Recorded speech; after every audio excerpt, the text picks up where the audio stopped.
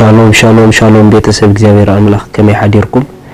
አንሐውኩም ሰላህ ዲኔ ካብ ንክርስቶስ ገል ስውልዲ ዓለም ለኻው ቤተ ክርስቲያን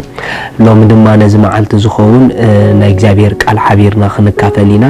ሎም እንካፈሎ ቃል ሓይልኻ ክትእክብ ናብ ዕዮኻ ጥራይ አቅልብ ዝብል እዩ ሓይልኻ ክትእክብ ወይ ድማ ሓይልኻ ክትዕቅብ ናብ ዕዮኻ ጥራሕ አቅልብ ዝብል እዩ ብዙሕ ጊዜ ሓይልና ዝዕቀበሉ መንገድ ኣሎ ሓይልና ዘይዕቀበሉ መንገድ ኣሎ ስለዚህ ካብታ ሓደ ነቲ ክንከዶ ደሊና ዘለና ጎደና ንዕኡ ዝኸውን ሓይሊ ሒዝና ተራ ክንከይ እንደል ኮይና ኩሉ ጊዜ ቻርጅ ክንኮን ኩሉ ጊዜ ሙሉእ ሓይሊ ዘለዎም ሰባት ክንከውን እንደል ተራ ኮይና ኩሉ ጊዜ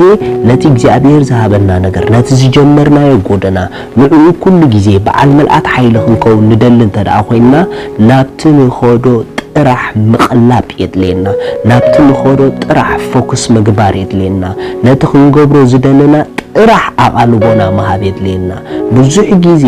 ነቲ ክንገብሮ ደሊና ዘለና ንኽንገብሮ ብኩል ዓቕሚ ንስእን ንዕኡ ጥራሕ አቃልቦ ስለዘይንህብ እዩ ስለዚህ ካብቲ እንኸዶ ዘለና አቃልቦና ንኻልእ ነገር እንተደኣ ክኸይድ ሓዲግናዮ ነቲ ንኸዶ ዘለና ብግቡእ ክንከዶ ኣይንኽእልን ኢና ምኽንያቱ ሓይልና ኣብቲ አቃልቦና ዝገበርናሉ ስለ ዘሎ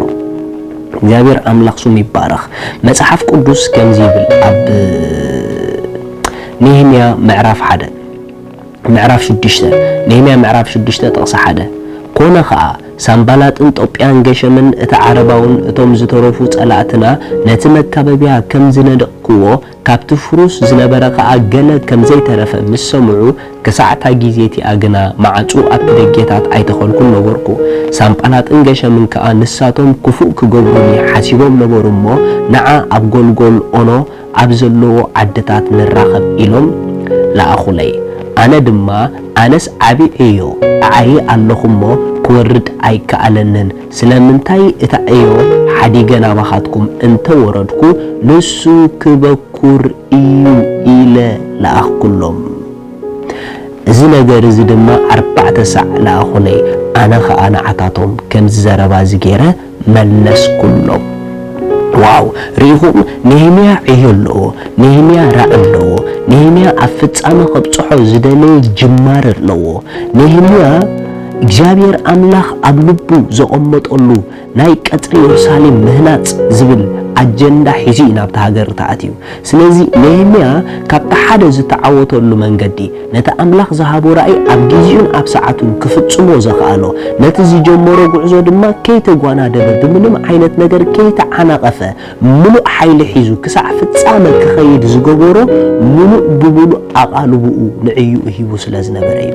ሪኹም ኣሕዋት ኩሉ ጊዜ ንሓደ ነገር ምጀመርና ነቲ ዝጀመርናዮ ነገር አቃልቦና ሙሉእ ብሙሉእ ንኸይንቦ ኣብ ዙርያና ብዙሕ ድምጺ ይመጽዮም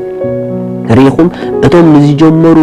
ንዝጀመሩዎ ጉዕዞ ኣብ ፍጻመ ዘብጽሑ ሰባት ካብታ ሓደ ኣብ ፍጻመ ከብጽሑ ዝጠቐሞም ዋና ምኽንያት እንታይ ተዳኢልኩምኒ ነቲ ኣከባቢኦም ዘሎ ድምጺ ሓዲጎም ጥራሕ ናብቲ ክኸድዎ ዝደለዩ ነቲ ክዓይዎ ዝደለዩ ናይቶም አቃልቦ ስለዝሃቡ ልቦም ኣብኡ ጥራሕ ስለዘውደቑ ሓይሎም ሙሉእ ነይሩ ነገሮም ማለት እዩ ነህምያ ድማ ልክዕ ከምኡ ሳምባላጥን ጦጵያን ነቲ መጀመርታ ዝነዓቕዎ ናይ ነህምያ ራእይ ናይ ነህምያ ዕዮ ኣበይ ከይበጽሕ ዝበልዎ ነገር ግን ነህምያ አቃልቡ ሂቡ ብዘገርም ፍጥነት ነቲ ዕዮ ክዓዮ ምስ ረኣዩ ነቲ ዕዮ ናብ ፍጻመ ገጹ ሒዝዎ ክኸይድ ምስ ረኣዩ ሰንቢዶም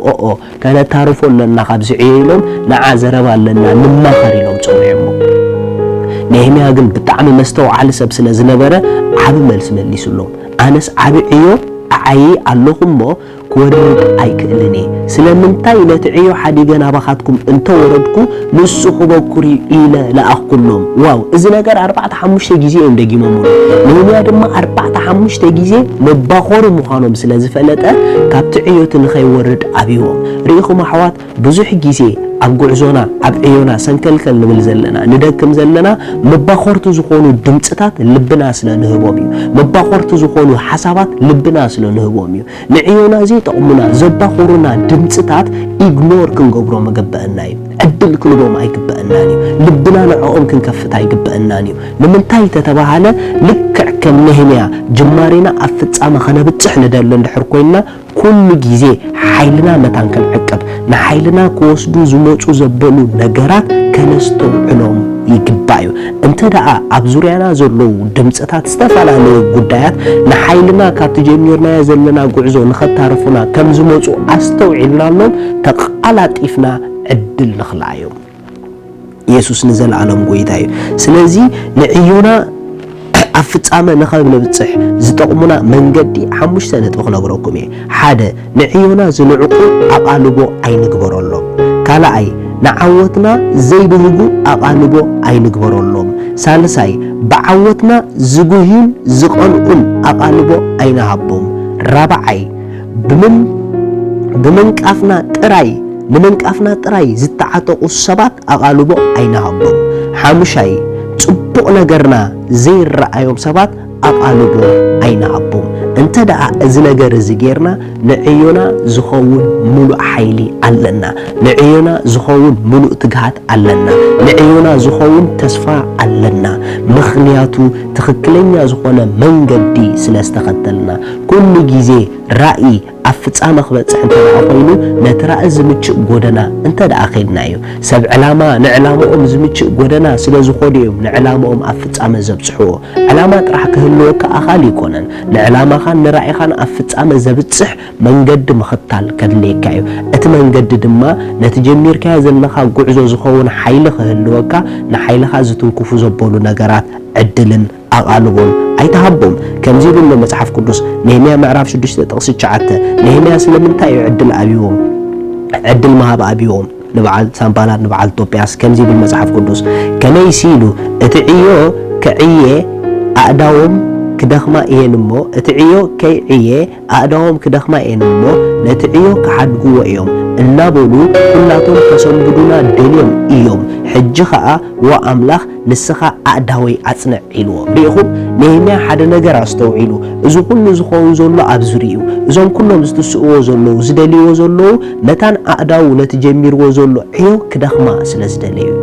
ነዚ ነገር ስለ ዘስተውዓለ ነህምያ ድማ ንእግዚኣብሔር ሓደ ነገር ኢሉ ጸልዩ ዕላምኦም ንኣምላኽ ነጊሮ ቀጺሉ ድማ ኣእዳወይ ነዚ ኣጀሚርካ ንዘለኻ ዕዮ ኣጽንዐለይ ኢልዎ ሪኢኹም በኻላ ኣዘራርባ ኣእዳወይ ነዚ ዕዮ ኣጽንዐለይ ማለቱ ብሙሉእ ሓይሉ ብሙሉእ ነገሩ ነቲ ኣምላኽ ዝሃቦ ጉዳይ ነቲ ኣምላኽ ዝሃቦ ጉያ ንዕኡ ጥራሕ ፎክስ ስለ ዝገበረ ኢየሱስ ክርስቶስ ንዘለዓለም ጎይታ እዩ ስለዚ ነቲ ጀሚርኩሞ ዘለኹም ጉዕዞ እግዚኣብሔር ጀምሮ ተዳኢልኩም ኦሬዲ ንዕኡ ዝኸውን ጸጋ ሂብኩም እዩ ንዕኡ ዝኸውን ነገር ከዓ ኣብ ውሽጥኹም ኣቐሚጥ እዩ ነገር ግን እቲ ውሽጥኹም ዝተቐመጠ ጸጋ ኣብ ውሽጥና ዝተቐመጠ ጸጋ ብምልኣት ነቲ ዕዮ ኣብ ፍጻመ ከብጽሖ ንደሊ እንተ ደኣ ኮይንና ንሕና ክንመቓቐል የብልናን ኣብ ሓደ ስፍራ ክንቐልብ ኣለና ፎከስ ክንገብር ኣለና ስለዚ ሓይልኻ መታን ክትዕቅብ ናብቲ ዕዮኻ ጥራሕ ኣቕልብ ናብ ካልእ ነገር ኣይተቕልቡ ኣምላኽ ሰማይ ምሳኹም እዩ ሻሎም